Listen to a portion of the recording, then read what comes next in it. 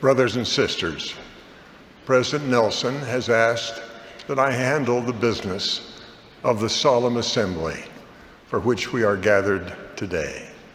It is proposed that the first presidency sustain Russell Marion Nelson as prophet, seer, and revelator, and president of the Church of Jesus Christ of Latter-day Saints. Brothers and sisters, I will now present the general authorities, area 70s, and general officers of the church for your sustaining vote. It is proposed that we sustain Russell Marion Nelson as prophet, seer, and revelator, and president of the Church of Jesus Christ of Latter-day Saints. Travis Wayne Goodsell, question for you, Mormons.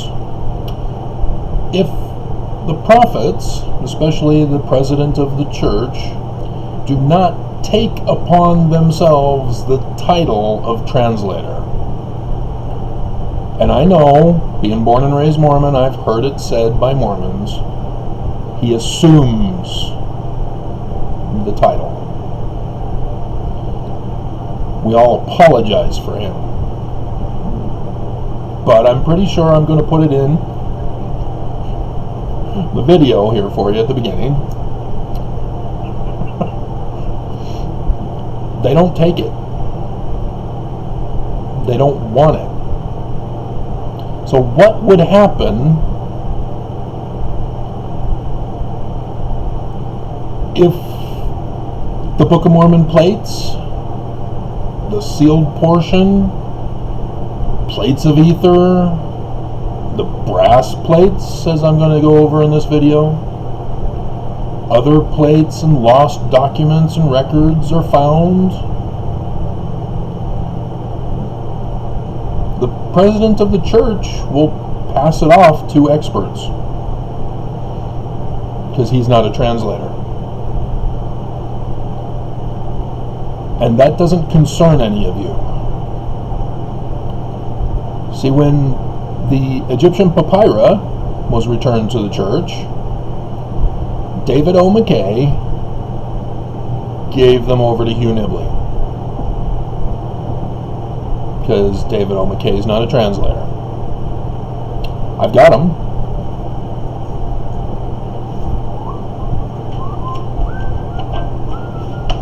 I purchased the book, so I got the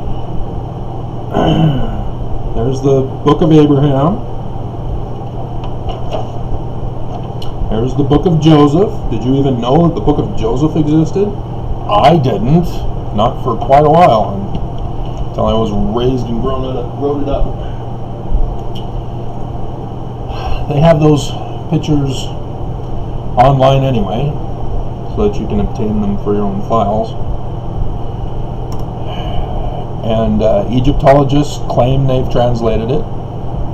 Said that Joseph Smith is a false translator, which is why the church has never taken the title of translator. And so because the church refuses to take the title of translator, as is supposed to be required for the president of the church, according to Doctrine and Covenants, Key of Moses, remember? Not the key of Peter, James, and John. It was just there for the taking, and I took it. And I gave it to Kwaku several years back, and he refused to take them. So, yeah, it's up to me.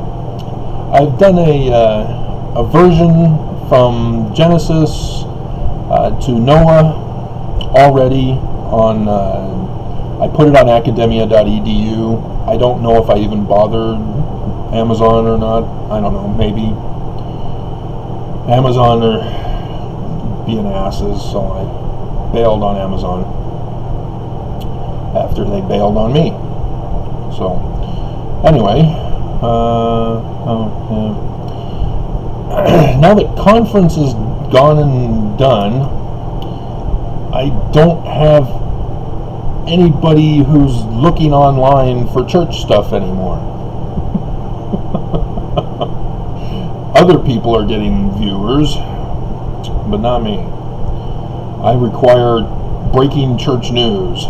So yes, I hopefully will title this video that caught your attention. Because the church's sex slavery scandal and racism scandal is not getting your attention. You guys are more interested in me bashing Kwaku. Seriously? And so, yeah, I'm going to show you Joseph Smith is a translator.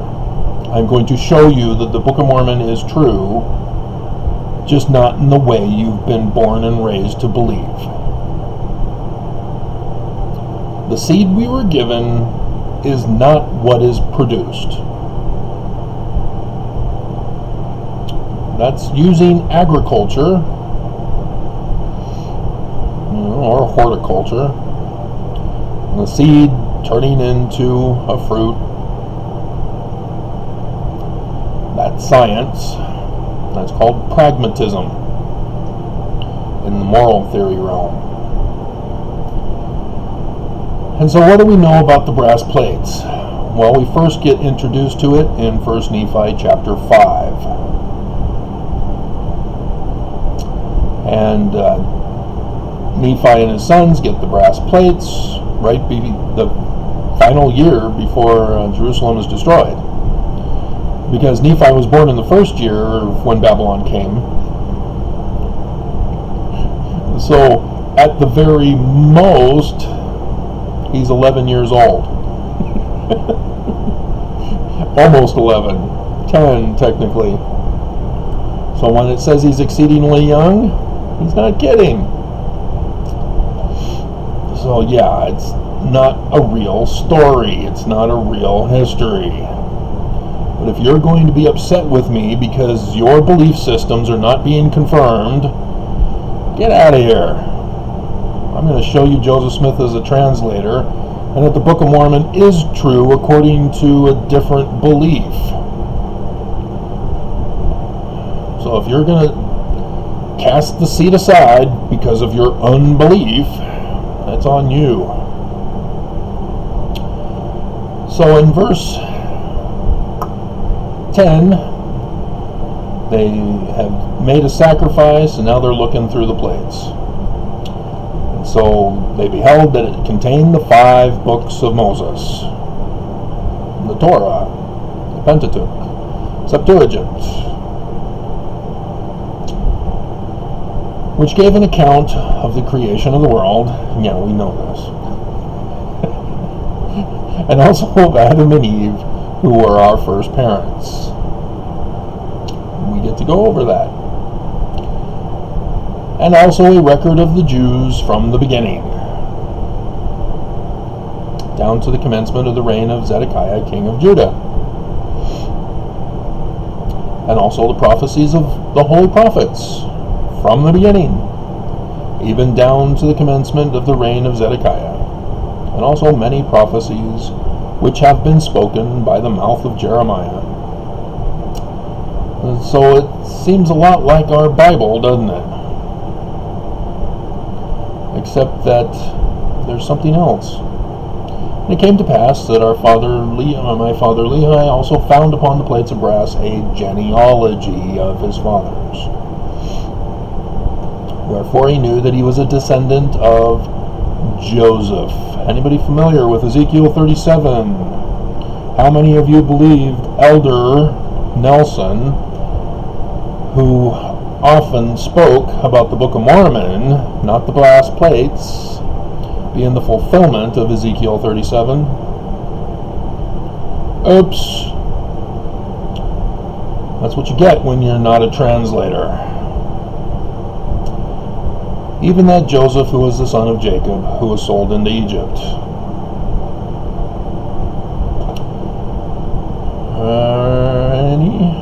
And then here's a prophecy. How are the prophets going to make sure that this gets fulfilled if the plates are never found? And they can't even translate them anyway. that these plates of brass should go forth unto all nations, kindreds, tongues, and people who were of his seed. How is that being fulfilled?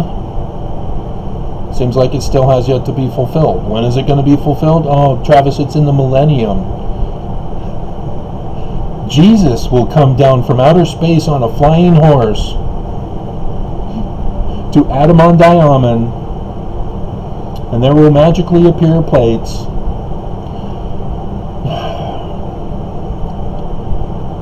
You can't create.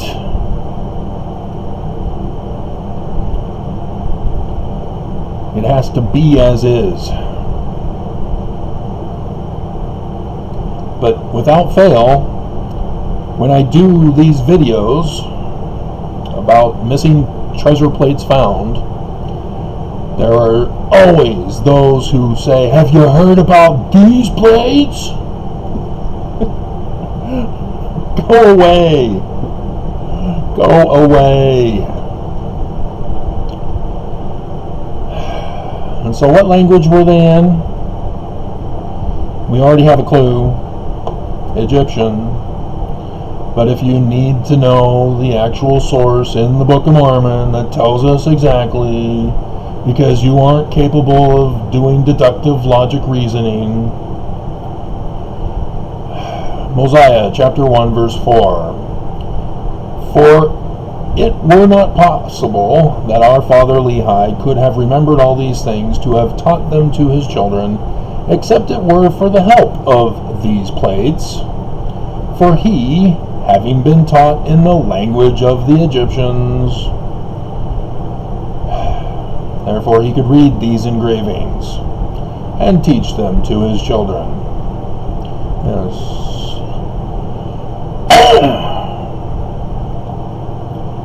So cut out the speculation. Alright. So what we're going to do with this video is I'm just going to go over which picture goes with which story, starting with chapter 1. So here we go.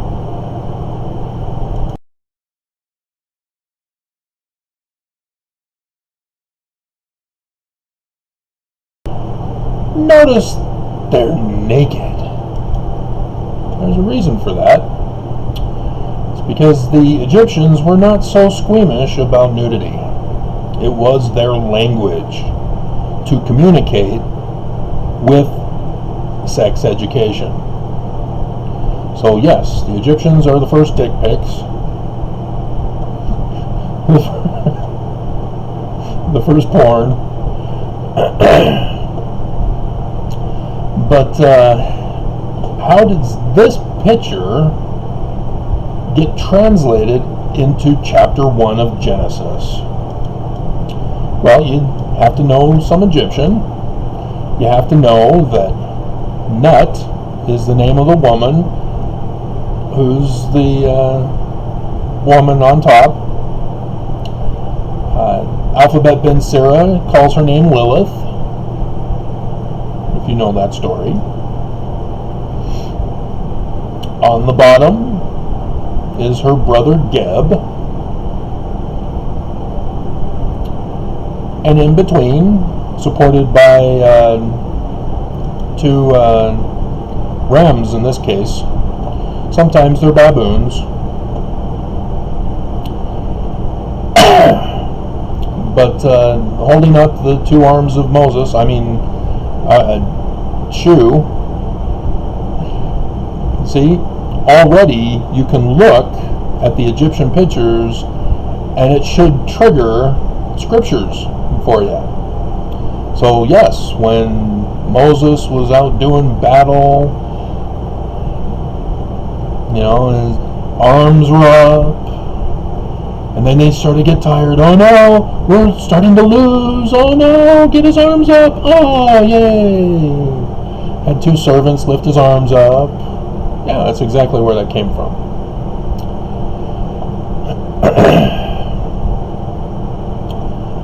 And so this is also where Genesis chapter 1 verse Genesis chapter 1 comes from, is that you have Father Shu, who is told by Atom, phonetically the same as Adam, but Adam is actually Geb, because Geb is the earth, and Adam in Hebrew means soil. And so it's technically Father Earth and Mother Sky rather than Mother Earth. That's why the heavens weep, and everybody calls her Heavenly Mother. No, that's Lilith, called Nut in Egyptian. No, it's Eve, Travis. Nah, we're not there yet. See, Alphabet Ben Sera tried to reconcile Genesis chapter 1 and chapter 2 by going back to this picture and identifying her as night, Lila, and use the Egyptian ending for the feminine singular. And so, he's not really groping his daughter and stepping on the crotch of his son. This is all symbolic because it can be translated in multiple different ways. Because Nut is the heavens, Geb is the earth. And so, Genesis chapter 1. Let there be a firmament. Rakiyang, as Joseph Smith was taught by Joshua Sykes. Done that video for you already. In the midst of the waters, and divided the waters from the waters. And the firmament divided the waters which were under the firmament from the waters which were above the firmament, and it was so. And he called the firmament Nut. And the evening and the morning were the second day. Well, we're not done yet. Interesting, the temple makes the proper correction on this. And God said, let the waters from under the heaven be gathered together into one place, and let the dry land appear. Oh, yeah, the parting of the Red Sea, not the Reed Sea, and from the Hebrew text of the Bible, right? Yeah, Moses. See, again, we got Moses. Isn't that interesting? We're only in Genesis, in the first book of the 5 books of Moses, and we're already talking about the Exodus. Huh. That's interesting, Travis. Right? It's interesting, isn't it? Have I lost my audience already?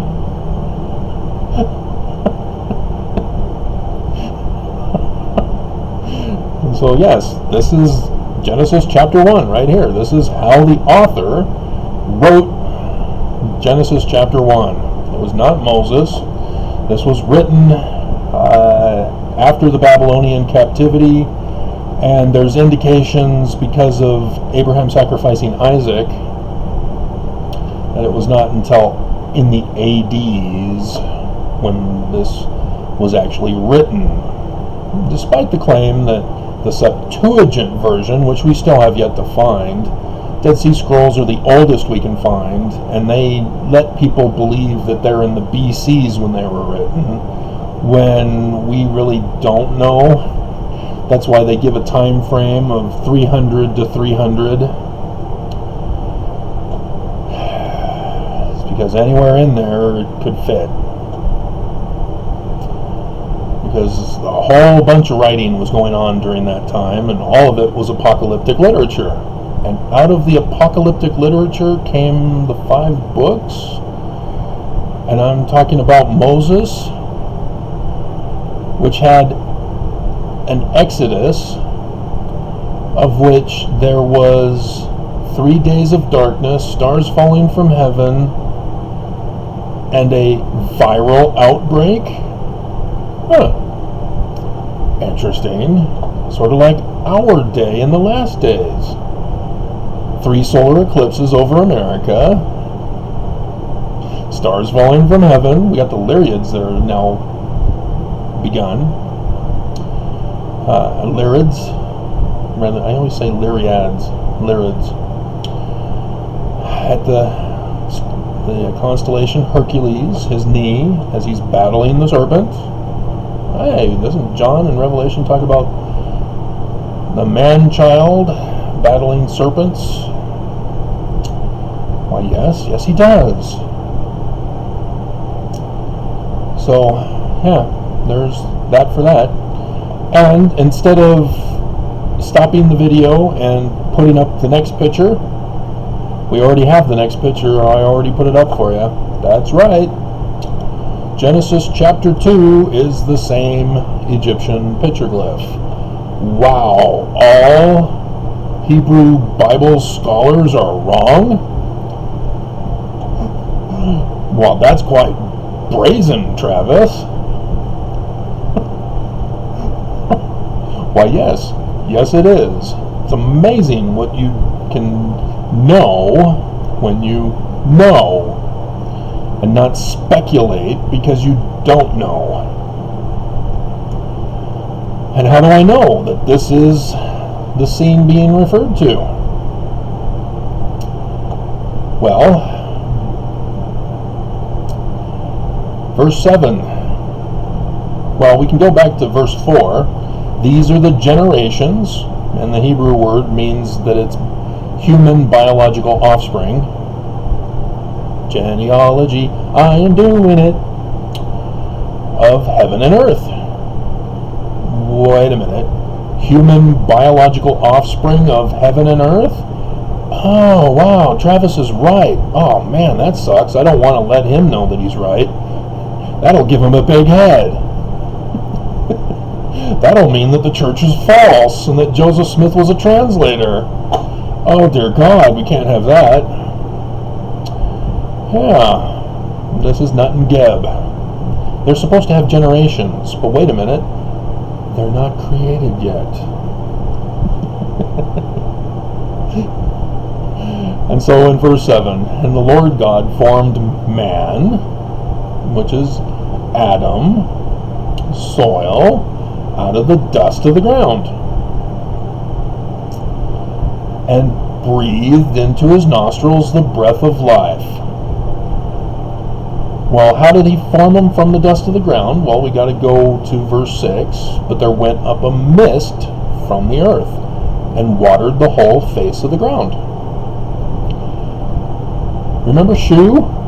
The guy separating the children from each other, from having generations? Well, that's their father.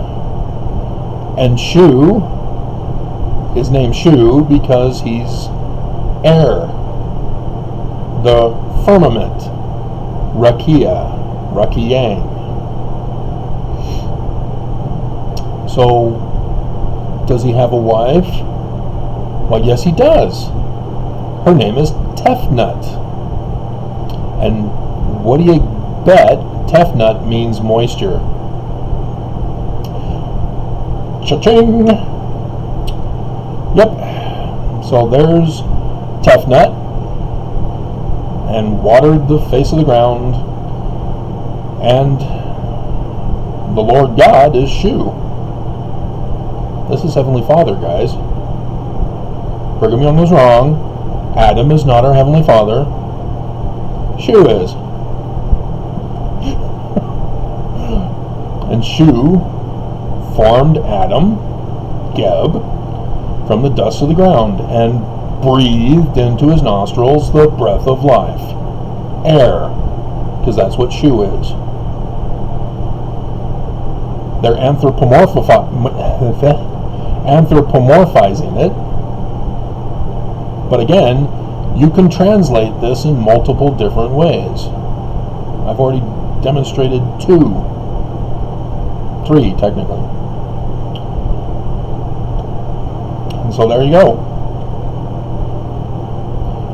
And so we saw that that Lilith was considered by Alphabet Ben Sira to be Nut, and thus helped explain to us about this woman who was created. Let's see, and Shu had taken the rib from the man made he a woman, and brought her unto the man. This is now bone of my bones, flesh of my flesh, and she shall be called woman, not Eve? Because she was taken out of a man. Therefore, now this is important because I've already shown you the porn. Shall a man leave his father and mother and shall have sex unto his wife, and they shall have babies. Oh yeah, generations. And they were both naked, the man and his wife, and were not ashamed. Unlike many of the Mormons who were ashamed when they saw it and said, "Oh, this is porn, I can't watch this. Evil."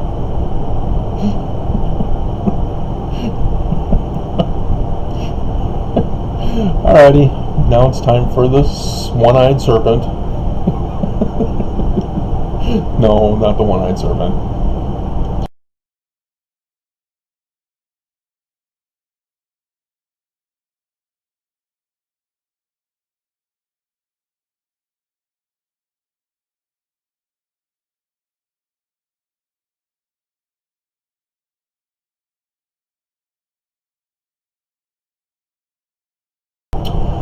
Alrighty, so at the very beginning of chapter 3, we have a serpent.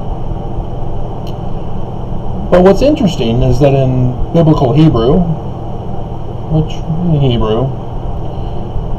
it has the same root letters, because if you just change the vowels, you get a different meaning. It's also the word for brass. And what am I going over? I'm going over the brass plates. See, here it says subtle, but it's actually wise. The wise serpent. And so the brass plates can easily be said to be the plates of wisdom. It's a Jewish mystical terminology, but if you don't know anything about Jewish mysticism, you aren't going to know anything about that tree of life. And you're definitely not going to know anything about Joseph Smith's actual history, as his father was a New Israelite Congregationalist in Vermont, which was all about Jewish mysticism, Hebrew as the angelic tongue, etc., etc.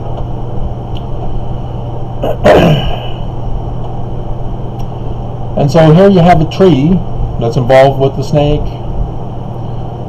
as well, and it's tree of life, Jewish mysticism, as well as a tree of knowledge of Ra and righteousness. What? No, it says good and evil, Travis. Yeah, I know. But everybody doesn't like to have Ra mentioned in Hebrew, and so they just call it evil. The actual word in Hebrew for evil contains the W. But you know, those Jews don't want no association with them Egyptians. We'd rather be Babylonian than Egyptian. The Babylonians enslaved you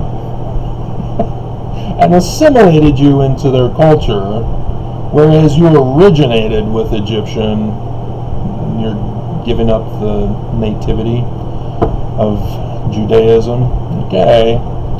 Maybe that's why you can't find any archaeological evidence of King David and Solomon. As I've done the videos already, they're in Egypt. We just found the city of Solomon in the archaeological record. I saw more pictures of it today. Fun. But if you're going to remain in your oblivious state, you're not going to know the excitement that's going on in the world. They even had a parade where Solomon was in that parade. Again, if you're not going to watch my videos, why should I bother to tell you information you obviously don't care, you don't want to know? But yeah, we found King Solomon. The Egyptians found him and had a parade in Egypt where he was taken to a new burial place. Isn't that interesting? I guess not. Not for you guys. It was awesome for me. Here we are in the second coming, Armageddon, and we found the home of, or the city of King Solomon, the son of King David, of whom the original Battle of Armageddon occurred. I did that video too. But if you're not going to listen. And so yeah, you'll notice that the woman gets blamed. Have you ever done an actual footnote research using the index of the Book of Mormon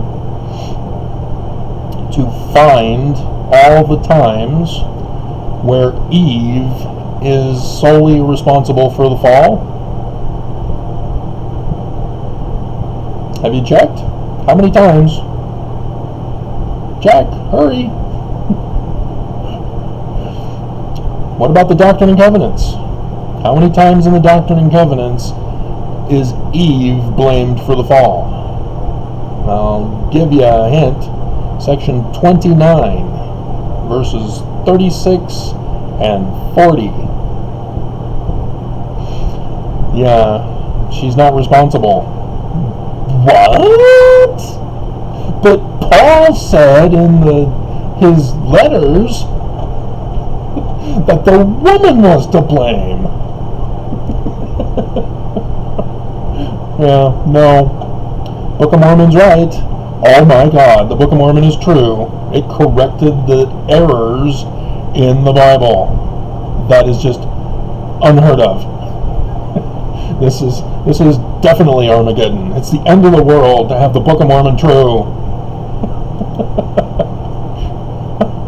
Did you know that was the one video that got me booted out of the ward? Why do you bother coming to church if you're going to preach against the prophets? Book of Mormons, Yeah. Notice that the cat, I always refer to it as a rabbit. Looks like a rabbit to me. But it's a cat killing the serpent with the sword. Remember the cherubim and the flaming sword? No, it's actually blood splatter.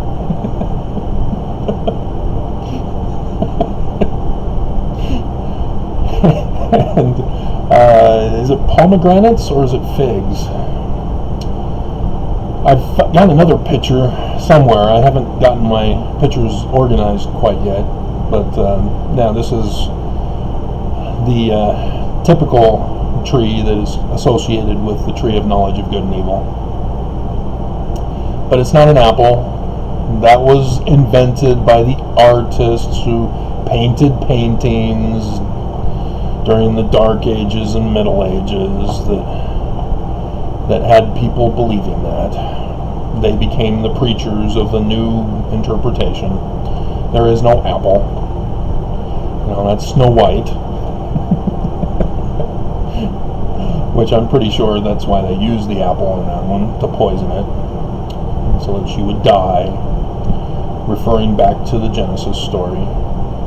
But you'll notice the other one has Set, a child of Adam and Eve. In the Bible, he's called Cain. So why is Set the one who's defending his father Ra, which is Amun-Ra, as portrayed as a hawk, for Horus, who was his nephew as well as his brother, depending on which story you refer to. But he's the one who's battling the serpent, Apophis, Apep, at the night. And so as the sun rises and the noonday sun is Sun Amun, then any Mormon catch that? Then he sets and dies, and while he's in the underworld, he battles the serpent and Set or Horus are the ones who battle the serpent at nighttime. That's what all this is referring to. That's why you see the curse of death that's being talked about here, and the other curse of he shall have power to crush thy head, but thou, or he shall have power to crush thy, what is it again? The heel and the head. Let's see. Because thou hast done this, thou shalt be cursed above all the beasts of the field. Upon thy belly shalt thou go, and dust thou shalt eat all the days of thy life. He shall bruise thy head, but thou shalt bruise his heel. Yeah, and so the serpent will bruise the heel, because he's on all fours now, not walking on two legs like a dinosaur. And he will crush thy head. So they sort of got it backwards there. You shall bruise his heel, but he shall crush thy head, is what it's referring to, indicating that Horus, the latter-day Messiah, not the second coming, is going to conquer and restore the kingdom of the deceased one. But we haven't even gotten to that yet. Oh, there we are. Chapter 4. You bored yet? Am I talking to myself still?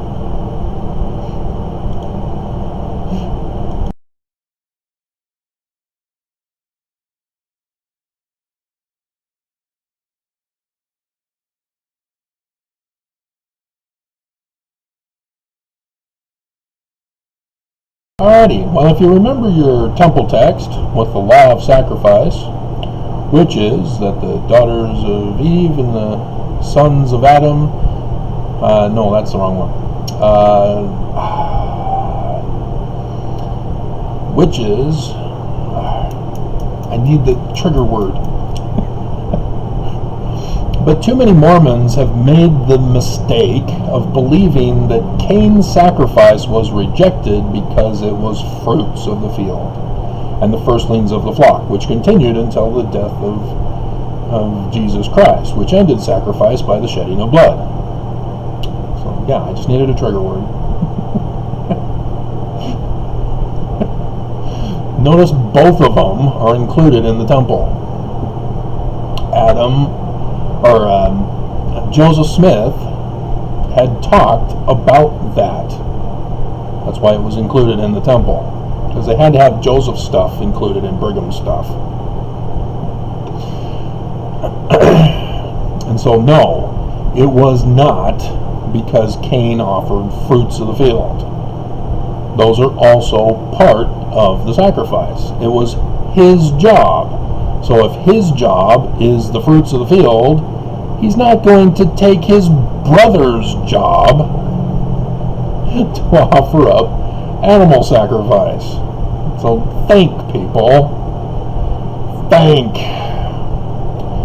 And so no, this was some other issue. And we can speculate, as we can put ourselves into the mind of the author who's the one writing this, or we can just go back to the Egyptian records.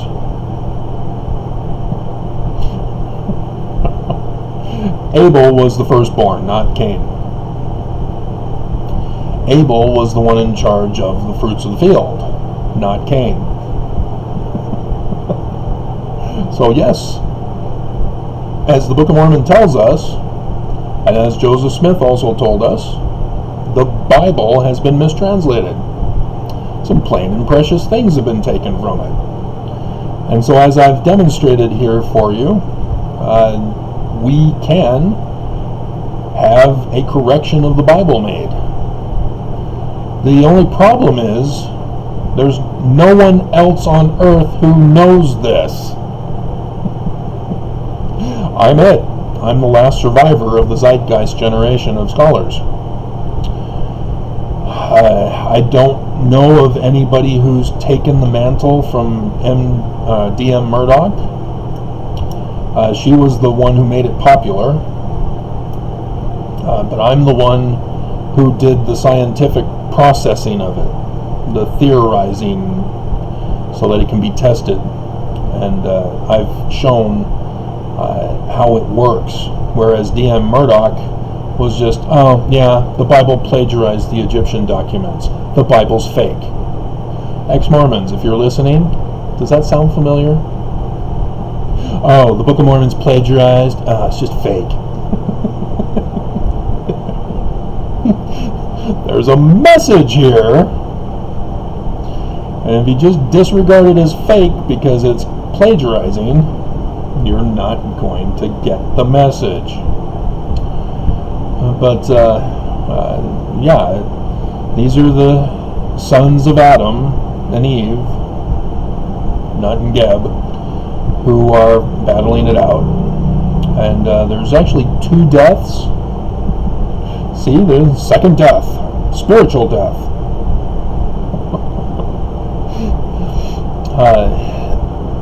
Again, all of the stories have different meanings for them, and so you can't really do what the Bible author did, even though the Bible author did it.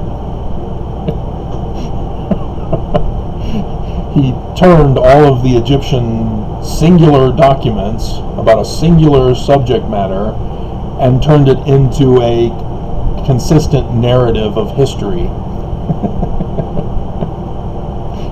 which did not happen, did not exist. And so by going through the Egyptian documents, you can get a clearer picture of what they're supposed to be talking about here. And you can correct the Old Testament and the 5 books of Moses and other books as well, and even the New Testament. Oh yeah, that Jesus guy, not here, did not exist. Yeah, that whole death on a cross, that's the Egyptian Ankh. Yeah, that's what John the Baptist was talking about the shoe latchet, sandal laces. Yeah, he says, I don't have authority for the temple rituals, I just have authority to baptize. Those temple rituals are why Osiris, Asher, was murdered by his brother and then went through the ritual processing for the afterlife, of which he was murdered, was dead for 3 days, buried in a tomb, was resurrected, and ascended. That's the whole Ankh on the cross. That's ascending. It's not death, it's ascension. That's what this Christian cross is supposed to represent. But when you have a Roman period, millennia later, you sort of lose track of the whole meaning and symbolisms of the origins. And so the whole rituals of our religion come from this murder and his resurrection. And notice Adam and Eve have Seth, same thing, phonetically the same, as their replacement son for Cain leaving, even though they say it was for Abel. Yeah, the Bible author sort of messed it up, because Cain is supposed to be the one that takes over the throne of the family. He's now the tribal king. And through Cain comes Noah. But the Bible author says it's Seth, who is the representative of Cain. See how we can correct the Bible now? See, President Nelson will never do this for you. He doesn't even know Bible Hebrew, as he had to go to scholars who said, hey, there's a white supremacist meaning of Israel. Want to use that for conference?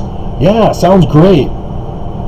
We can sneak in a white supremacist statement, let God prevail, And nobody but Travis will know, and we've got YouTube silencing his channel so that no one will know about it. Yeah, he doesn't know translation. He doesn't even take the key. I have the key. I've shown you how Joseph Smith is right. I've shown you how the Book of Mormon is right. It's just not a history of the ancient American indigenous people. But the information is correct. The brass plates is the fulfillment of Ezekiel. It's a book of wisdom. And it comes from the Egyptian documents. And I've shown you, I've done it. I've fulfilled Ezekiel 37. It wasn't hard. Sort of had to decipher Egyptian or Paleo-Hebrew after, well, Paleo-Hebrew was first, then Egyptian petroglyphs, because I realized that with the different characters from the Egyptian petroglyphs, from Proto-Sinaitic, that, hey, wait a minute, these have meaning in the vocabulary which associate with different levels in the Egyptian characters. Thus, I deciphered Egyptian petroglyphs. There is no Egyptologist in the world who knows how to translate Egyptian petroglyphs. They don't even know it's supposed to be done. I did it. Do you understand, those of you who are still listening? I am the last remaining person on Earth, and technically I was the only person who figured all this out. And Mormons want me dead for showing that Joseph Smith is right. I hear from people, even in this ward when I was allowed to attend, you just have to wait and somebody will come along that will show that Joseph Smith was right.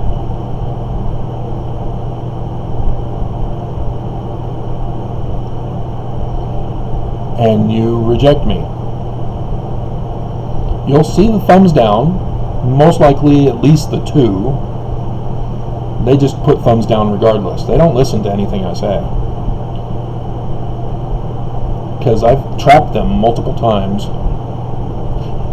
And they still fall for it by putting the thumbs down. So, yeah, like I said, academia.edu, I went through until Noah and the flood, which is very similar. They have a different version in Egyptian, the Ogdode. But, yeah, I've already done the Book of Abraham facsimiles. I finished it. You know that it needed to be finished, right? Where's facsimile number 3 in the text? I've got his book. I don't know if I'll ever get around to doing what he was doing. I tried.